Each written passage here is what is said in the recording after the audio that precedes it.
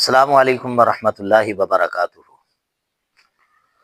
نحمدہ و نصلی علی رسولہ الکریم، اما بعد۔ سیدنا ابو ہریرہ رضی اللہ تعالیٰ عنہ بیان فرماتے ہیں، اوصانی خلیلی بثلاثۃ ایام من کل شہر،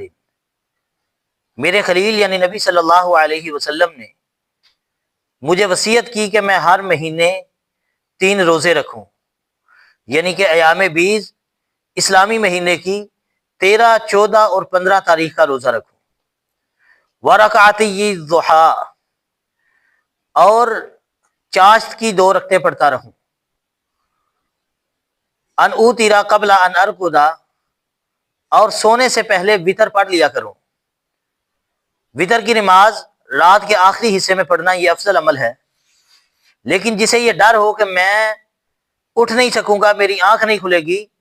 تو اسے چاہیے کہ وہ رات کے پہلے حصے میں سونے سے پہلے ادا کر لے، کیونکہ جابر بن عبداللہ رضی اللہ تعالیٰ عنہ کی حدیث ہے صحیح مسلم میں، رسول اللہ صلی اللہ علیہ وسلم نے فرمایا، من خاف اللہ یقوم من آخر اللیل،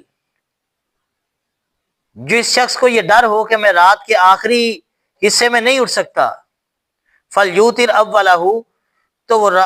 رات کے شروع حصے میں سونے سے پہلے وتر ادا کر لے۔ ومن طمع ان یقوم آخرہ، اور جس بندے کو